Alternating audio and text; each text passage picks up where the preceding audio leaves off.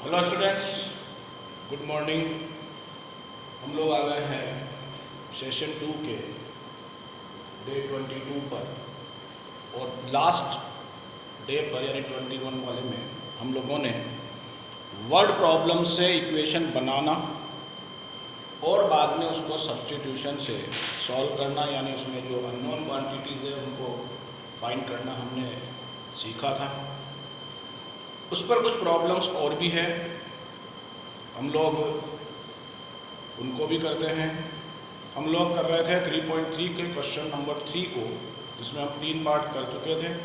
Now हम आ गए हैं पार्ट नंबर 4 पर, और पार्ट नंबर 4 बड़ा अच्छा सवाल है, डेली लाइफ से जुड़ा हुआ। मैं पढ़ रहा हूँ, ध्यान से पढ़ना, समझना। The taxi charge in a city consists of fixed charge together with the charge for the distance covered। इस लाइन का मतलब ये है कि एक शहर में टैक्सी को किराए पर लेने का सिस्टम क्या है। जब हम कहीं शहर में टैक्सी किराए पर करते हैं तो सबसे पहले तो उसका एक फिक्स चार्ज होता है टैक्सी को रेंट पर लेने का, और फिर बाकी का जो पैसा है वो पैसा डिपेंड करता है कि कितने किलोमीटर हमने ट्रेवल किया, यानी उस टैक्सी से यात्रा की पर किलोमीटर के हिसाब से पैसा दिया जाता है। मैं एक एग्जांपल दे रहा हूँ आपको, और वो एग्जांपल ध्यान से समझना तो इक्वेशन बनाना सीख जाओगे। सपोज करो कि जो फिक्स्ड चार्ज है, फिक्स्ड चार्ज, वो फिक्स्ड चार्ज है ₹500, और रेट पर किलोमीटर मान लो रुपीज है 10। यानी आपने टैक्सी को बुक किया तो 500 रुपीज लगेंगे। उसके बाद आप जितने किलोमीटर चलाओगे 10 रुपये पर किलोमीटर के हिसाब से पेमेंट करना होगा। अब एग्जाम्पल, मान लो कोई आदमी टैक्सी किराए पर करता है और 10 किलोमीटर गाड़ी चलाता है, तो उसका पेमेंट कैसे होगा? सबसे पहले उससे 500 रुपीज लिए जाएंगे फिक्स चार्ज के, प्लस फिर 10 किलोमीटर के 10 रुपये यानी 10 रुपीज के हिसाब से 10 × 10, और फिर इसकी जो कैलकुलेशन होगी उसके अकॉर्डिंग उससे 600 रुपीज लिए जाएंगे। और एग्जाम्पल दे दें, मान लो कोई दूसरा आदमी 30 किलोमीटर गाड़ी चलाकर लाता है, तो उसको कितने पैसे पे करने होंगे? सबसे पहले तो उसे फिक्स चार्ज पे करना होगा, प्लस फिर 30 किलोमीटर के 10 रुपीज के हिसाब से उसको पैसे और देने होंगे, यानी टोटल उसका जो आएगा वो आ जाएगा ₹800। अब यदि ये फिक्स्ड चार्ज होता X और ये रेट पर किलोमीटर होती Y, तो 10 किलोमीटर का हिसाब कैसे बनता? बिल्कुल ऐसे ही बनता जैसे हमने बनाया। सबसे पहले फिक्स्ड चार्ज प्लस फिर 10 किलोमीटर के Y रुपीज के हिसाब से 10Y, और फिर इक्वल जो भी होता लिख देते, जैसे अपन ने ऊपर लिखा था 600 तो 600 लिख देते, या क्वेश्चन में लिखा होगा इतने किलोमीटर। मान लो कोई आदमी 25 किलोमीटर गाड़ी चलाता है, तो उसको कितना पे करना होगा? X + 25Y इक्वल जो भी क्वेश्चन में कहा जाएगा उतना। ये सिस्टम है इक्वेशन बनाने का, यानी दो अननोन क्वांटिटी है क्वेश्चन में, एक फिक्स्ड चार्ज और एक रेट पर किलोमीटर। मैं वापस क्वेश्चन पढ़ रहा हूँ, ऐसे इक्वेशन हम फॉर्म करेंगे। The taxi charge in a city consists of fixed charge together with the charge for distance cover। यानी एक शहर में टैक्सी को किराए पर लेने का सिस्टम, एक तो फिक्स चार्ज लगेगा जो हमने X कहा, एक रेट पर किलोमीटर यानी जितने किलोमीटर चलाओगे उसके हिसाब से पैसे पे करने होंगे। For a distance of 10 kilometre the charge paid ₹105। एक आदमी ने 10 किलोमीटर गाड़ी चलाई और उसको देने पड़े 105 रुपये। For journey of 15 kilometre the charge paid ₹155। और कोई दूसरा आदमी 15 किलोमीटर गाड़ी चलाता है तो उसको देने पड़े 155। अब उसने 2-3 सवाल पूछे। पहला सवाल, what is the fix charge, जो हमने ऐसा पूछ किया, एंड चार्ज पर किलोमीटर Y, दो चीज़ें तो ये, तीसरी चीज़ उसने लास्ट में क्वेश्चन और बनाया है, how much does a person have to pay travelling a distance of 25 kilometre, यानी कोई आदमी यदि 25 किलोमीटर गाड़ी चलाता तो उसको कितना पे करना पड़ता। लेकिन उसके लिए पहले अपने को दोनों चीज़ें निकालनी पड़ेगी कि फिक्स चार्ज क्या है और रेट पर किलोमीटर क्या है। तो सबसे पहले क्वेश्चन नंबर 3 का था, let the fixed charge rupees x and rate पर किलोमीटर रुपीज y। अब अकॉर्डिंग टू पहला केस कितने किलोमीटर का है, 10 किलोमीटर। 10 किलोमीटर का हिसाब लगाते हैं और 10 किलोमीटर का हिसाब सबसे पहले फिक्स चार्ज प्लस 10 किलोमीटर के y रुपीज के हिसाब से 10y और इक्वल क्वेश्चन ने कहा उसे देने पड़े 105। ये इक्वेशन 1 बन गई। दूसरा कितना किलोमीटर है सेकंड वाले का, 15 किलोमीटर। 15 किलोमीटर का हिसाब x प्लस 15y इक्वल देने पड़े 155। ये दूसरी इक्वेशन है। अब हमारा पहला काम होगा इन दोनों इक्वेशन को सॉल्व करना, सॉल्व करके सब्स्टिट्यूशन मेथड से सॉल्व करके इनसे x और y की वैल्यू यानी फिक्स चार्ज और रेट पर किलोमीटर और फिर तीसरा सवाल का जवाब देंगे कि 30 किलोमीटर के कितने पैसे लगेंगे। इक्वेशन 1 है, इक्वेशन 2 है, ऑलरेडी अरेंज है। By equation 1 x equal 105 minus 10y, put x equal 105 minus 10y in equation 2। 1 से निकाला है 2 में। 2 इक्वेशन क्या थी, x plus 15y equal 155, x की जगह value 105 minus 10y plus 15y equal 155 minus का 10y प्लस का 15y इक्वल 155 माइनस 105 कितना बचा, 5y इक्वल बचा 50 यानी y इक्वल 50/5 मीन्स 10। ये y की वैल्यू और अब x की भी निकालनी है। इस y की वैल्यू को उठाकर किसी भी इक्वेशन में पुट कर दो। Put y equal 10 in equation 1 ही कर देते हैं। 1 थी हमारी x plus 10y equal 105, y की जगह 10 है, x plus 10 into 10 equal 105, x plus 100 equal 105 यानी x इक्वल 105 माइनस 100 यानी x इक्वल 5। ये x की वैल्यू है। इसके 3 क्वेश्चन थे जिसमें से 2 का जवाब आ चुका है। पहला, सबसे पहले इसने कहा था फिक्स्ड चार्ज, वो है x और उसकी वैल्यू है ₹5। दूसरा रेट पर किलोमीटर जो हमने माना था y वो है ₹10। ये दो तो हो गए। अब इसने कहा 30 किलोमीटर का पैसा, तो 30 kilometre amount paid for 30 kilometre. 30 kilometre का हिसाब कैसे लगाएंगे, x प्लस कितना 25 पूछा है, 25 तो x प्लस 25y, x की जगह 5 प्लस 25 y की जगह 10, 5 प्लस 250 मीन्स ₹250। 25 का पूछा था। यस, ये आपका क्वेश्चन नंबर 3 था। मैंने बोला डेली लाइफ में जो प्रॉब्लम्स हमारे सामने आती हैं उन्हीं पर बेस्ड हैं। नाउ हम बात कर रहे हैं क्वेश्चन नंबर 5 की, जो एक फ्रैक्शन पर बेस्ड प्रॉब्लम है। थर्ड के ये अपने थर्ड का फोर्थ किया है। यस, ये थर्ड का फोर्थ था,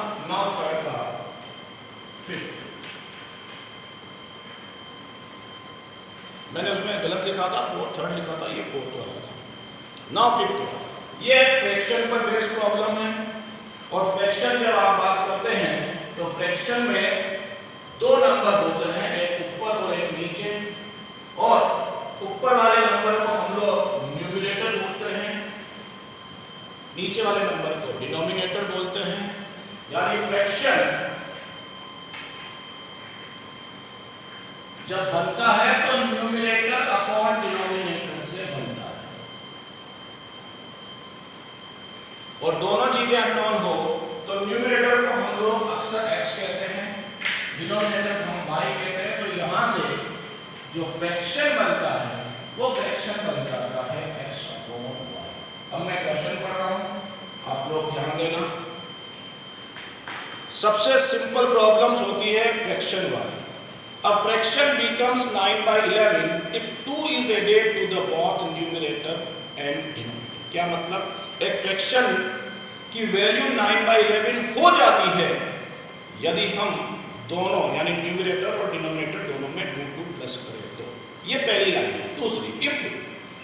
दूसरी लाइन है if 3 is added to the both, ये दोनों में 3 प्लस किया जाता it becomes 5/6, तो उसकी वैल्यू 5/6 हो जाती है। यानी फ्रैक्शन तो कोई और है, जब उसमें ऊपर नीचे 2 प्लस करें तो वैल्यू 9/11, 3 प्लस करें तो वैल्यू 5/6। फाइंड द फ्रैक्शन, कहता है फ्रैक्शन फाइंड करो। तो सिंपल बात, फ्रैक्शन का मतलब numerator and denominator. Let numerator equal x and denominator equal y। n means numerator, d means denominator. So fraction, ये हमारा ओरिजिनल फ्रैक्शन है x upon y। Now according to problem, पहली line पढ़ रहा हूं दोबारा। It becomes 9/11 if 2 is added to the both numerator and denominator। यानी यदि ऊपर भी +2 किया जाए, नीचे भी +2 किया जाए, तो उसने बोला इसकी वैल्यू हो जाती है 9/11। ये पहला बात है। If 2 is added to the both, यहां x y। दूसरी लाइन, सेकंड वाली पर if 3 is added, क्या लिखा है? If 3 is added to the both, it becomes 5/6। 3 is added to the both, both का मतलब ऊपर भी और नीचे भी, यानी x plus 3 upon y plus 3, it becomes 5/6। क्या क्या बोला था? एक फ्रैक्शन है, हमने कहा उसका न्यूमरेटर x है, डिनोमिनेटर y है, तो फ्रैक्शन बन गया x upon y। पहली लाइन उसने बोला if it becomes 9/11 if 2 is added to the both and it becomes 5/6 if 3 is added to the both। अब पहला काम, इनसे हम इक्वेशन बनाएंगे, फिर सब्स्टिट्यूशन मेथड से सॉल्व करेंगे। सॉल्व करके x और y की वैल्यू आएगी, x और y की वैल्यू जो भी आएगी उसके अकॉर्डिंग फ्रैक्शन आएगा। क्रॉस मल्टीप्लाई करते हैं। 11 bracket x plus 2 equal 9 bracket y plus 2। 11x plus 22 equal 9y plus 18। x और y वाले एक तरफ, नंबर एक तरफ, यानी आपकी इक्वेशन बन गई है 11x minus 9y equal -4। Equation number 5। ये हमारी पहली इक्वेशन है। अब हम बात कर रहे हैं दूसरी इक्वेशन की, और दूसरी इक्वेशन क्या बनती है?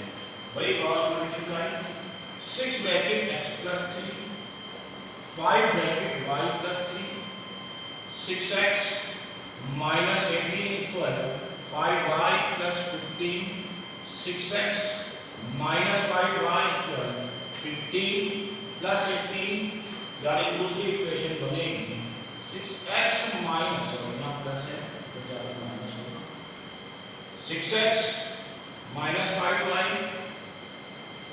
minus 3। इक्वेशन नंबर 2, ये second equation.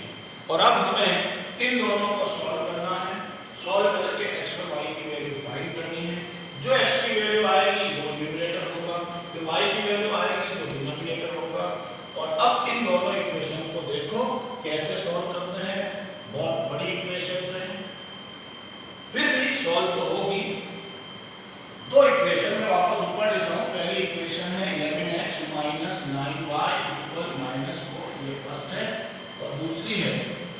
6x minus 5y equal minus 3, ये सेकंड है। सॉल्व करते हैं x और y की वैल्यू, फिलहाल एक ही मेथड डालते हैं, सब्स्टिट्यूशन। ना किसी एक वेरिएबल की वैल्यू किसी एक इक्वेशन से निकालनी है, चेक करो दोनों में y तो माइनस का है तो y तो निकालने जाएंगे नहीं, इक्वेशन 1 से या इक्वेशन 2 से निकालेंगे, किससे भी निकाल सकते हैं। बाय इक्वेशन 1 मैं x की वैल्यू निकाल रहा हूं, 11x इक्वल -4 + 9y, यानी x इक्वल -4 + 9y बाय 11। इस वैल्यू को हम लोग यूज करते हैं इक्वेशन 2 में। इक्वेशन 2 में चले, put x equal -4 + 9y by 11 in equation 2। Equation 2 6x - 5y equal -3, x की जगह वैल्यू 6 रहेगी, -4 + 9y बाय 11 -5y -3। याद करो एलसीएम लेना है, सब सिखा रखा है। एलसीएम आएगा 11, 1 time 6 bracket -4 + 9y -11 time 55y equal 11 time -33। LCM हटेगा, बाकी को मल्टीप्लाई करेंगे, माइनस का 24 प्लस 9 6 या 54y -55y इक्वल -33। y वाले एक तरफ 54y -55y इक्वल -33 प्लस उधर से आ गया 20, बचा माइनस का y, उधर बचा माइनस का 9, यानी y की वैल्यू आ गई है। इस y की वैल्यू को उठाकर किसी भी इक्वेशन में पुट कर देते हैं और देखते हैं क्या आता है। Put y equal 9 in equation 1 ही ले लेते हैं। 1 क्या थी, 11x - 9y इक्वल -4, y की जगह 9 है, 11x - 9 into 9 equal -4, 11x - 81 equal -4, 11x equal -4 plus 81, 11x equal 77, यानी x इक्वल 77 by 11 means 7। ये x की वैल्यू 7, y की वैल्यू 9। अब हमें लिखना है आंसर। आंसर के लिए अपने को फ्रैक्शन पूछा था, हमने दो चीजें सपोज की थी, सो आंसर यहां लिखा। सो न्यूमरेटर जिसको हमने x कहा था वो है 7, डिनोमिनेटर जिसको हमने y कहा वो आया 9। सो फ्रैक्शन इक्वल क्या बना था, x/y यानी 7/, ये है फ्रैक्शन से सबसे आसान प्रॉब्लम होती है। न्यूमरेटर x, डिनोमिनेटर को y लो, उससे अपना फ्रैक्शन बनाओ x/y, और फिर जो क्वेश्चन कहता जाए एडिशन, सब्ट्रैक्शन, जो भी कहता जाए वो करते जाए ना। 6th क्वेश्चन पर आ गए हैं। एज से रिलेटेड प्रॉब्लम है, पहले भी आई थी, और एज से रिलेटेड प्रॉब्लम में अक्सर दो वर्ड काम करते हैं। 3 एजेस होती है, मैंने पहले भी समझाया होगा, एक बार फिर समझाते हैं। एज से रिलेटेड प्रॉब्लम्स में क्या होता है, एज से रिलेटेड प्रॉब्लम में 3 एजेस होती है। प्रेजेंट, हैंड्स के, हैंड्स यानी आफ्टर वाली एज, और एक होती है अबो, पहले वाली एज। मान लो प्रेजेंट एज आज किसी की 10 है, तो यदि अपन 3 इयर्स अबो चलेंगे तो उसकी एज होगी 10 - 3, और यदि अपन हैंड्स चलेंगे 3 इयर्स हैंड्स तो उसकी एज हो जाएगी x + 3। अपने आप पर अप्लाई करके देखो। आज आप 14 ईयर के हैं, 3 इयर्स अगो 3 साल पहले आप 11 के रहे होंगे, और आफ्टर 3 ईयर यानी हैंड्स का मतलब आफ्टर भी होता है, 3 साल के बाद आप हो जाएंगे 14 + 3 17। यानी कोई भी आदमी की एज यदि अभी x है और हम यदि 3 साल पहले की बात करें तो वो होगा x - 3 और 3 साल के बाद की बात करें तो वो हो जाएगा x + और जो y का है यदि हम 5 इयर्स अगो की बात करें तो वो हो जाएगा y - y और यदि अपन हेंस की बात करें तो वो हो जाएगा y + 5। वो डिपेंड करता है कितने साल पहले कितने साल बाद की बात करते हैं। अब इस पर एक क्वेश्चन है बड़ा सुंदर, क्या रिलेशन देगा? रिलेशन इन तीन में से किन्हीं दो के बारे में मिलेगा। वो रिलेशन प्रेजेंट एंड अबो हो सकता है, वो रिलेशन प्रेजेंट एंड हेंस हो सकता है, वो रिलेशन अबो एंड हेंस भी हो सकता है। क्वेश्चन कैसे बनाते हैं ध्यान देना। क्वेश्चन है 5 इयर्स हेंस यानी 5 साल के बाद the age of Jacob will be 3 times that of his son. क्या 5 साल के बाद जैकब की एज उसके बेटे की एज की 3 गुनी हो जाएगी 5 साल के बाद। दूसरा 5 इयर्स अगो 5 साल पहले क्या था? Jacob's age was 7 times that of his son. लेकिन 5 साल पहले क्या था? जैकब की एज उसके बेटे की एज की 7 गुनी थी। दो बातें बोली, एक उसने रिलेशन दिया 5 इयर्स हेंस का जब जैकब की एज उसके बेटे की एज की 3 टाइम्स थी। एक रिलेशन उसने दिया 5 इयर्स पहले का जब जैकब की एज उसके बेटे की एज की 7 गुनी थी। लेकिन प्रेजेंट का क्या रिलेशन है वो उसने नहीं दिया, लेकिन फाइंड उसने प्रेजेंट ही पूछा है। सपोज हमेशा प्रेजेंट ही होगा, अगर जाना है तो उतना माइनस कर देंगे, है जाना है तो उतना प्लस कर देंगे। दो रिलेशन है, एक 5 साल पहले का और एक 5 साल के बाद का, लेकिन फाइंड दोनों की प्रेजेंट एज ही करनी है। Now question number 6 third, let present age of Jacob x here and present age of son y here। अब पहला रिलेशन 5 इयर्स हेंस, तो 5 इयर्स हेंस क्या रहा होगा? 5 इयर्स हेंस, हेंस का मतलब आफ्टर, क्या होगा? एज ऑफ जैकब जो हो जाएगी x + 5 क्योंकि आज x, वो हो जाएगी y + 5 क्योंकि अभी वो y का है। And now according to problem Jacob अभी x + 5 का है, सन अभी y + 5 का है। क्वेश्चन ने कहा जैकब की एज सन की एज की 3 टाइम, यानी ये वैल्यू इसके 3 गुनी है, तो इसको 3 से मल्टीप्लाई कर दो, दोनों इक्वल एक इक्वेशन बने। पहले भी सिखाया आप लोगों को। अब इक्वेशन क्या बनेगी? x + 5 = 3y + 15, यानी x - 3y = 15 - 5, x - 3y = 10। ये बनी इक्वेशन नंबर 1। ये कौन सी बात थी? 5 साल बाद।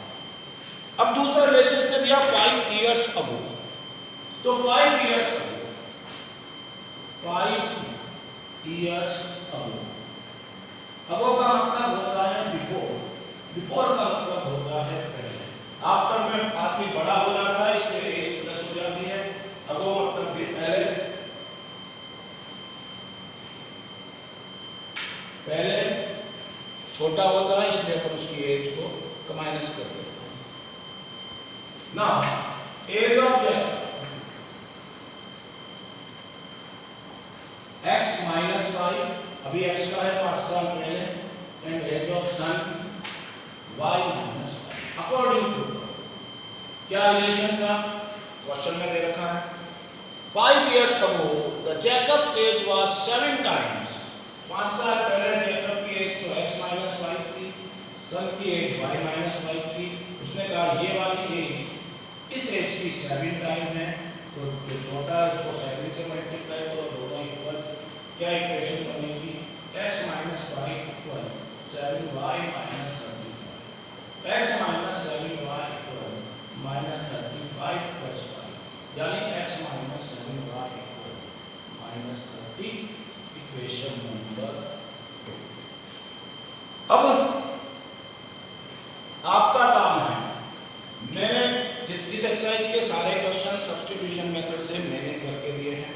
ये लास्ट वाला मैं आपके लिए छोड़ दूँगा। दोनों इक्वेशन मैंने तैयार कर दी। अब आप लोग इनको सब्स्टिट्यूशन मेथड से सॉल्व करोगे। सॉल्व करके x और y की वैल्यू फाइंड करोगे और आपको बता दूँ कि आंसर क्या आएगा और कैसे लिखना है। मैं आंसर लिख रहा हूँ, सॉल्व नहीं कर रहा हूँ, सॉल्व आपको करना है। आंसर क्या होगा? आंसर होगा x की वैल्यू और y की वैल्यू। x की वैल्यू आएगी 40 इयर्स और y की वैल्यू आएगी, x की वैल्यू 40 और y की वैल्यू आपकी आएगी 10। इसका मतलब क्या है? इसका मतलब हुआ जैकब, एज ऑफ जैकब वो होंगे 40 है और एज ऑफ सन वो आपका आएगा 10 ईयर। और आप चाहे तो चेक भी कर सकते हैं। 5 साल के बाद ये 45 का हो जाएगा, ये 15 का 3 टाइम रिलेशन हो जाएगा। 5 साल पहले जैकब जो अभी 40 का है वो रह जाएगा 35 का, ये 5 का 7 का। सॉल्व करना, आंसर मैंने लिखा है, चेक करना, यही आंसर आएगा। मेथड लगाना है सब्स्टिट्यूशन। ये हमारी एक एक्सरसाइज थी सब्स्टिट्यूशन पर। अब जब नेक्स्ट वीडियो में मिलेंगे तब हम बात करेंगे इसके तीसरे मेथड की। 2 हम पढ़ चुके हैं, तीसरा मेथड एलिमिनेशन देन सब्स्टिट्यूशन।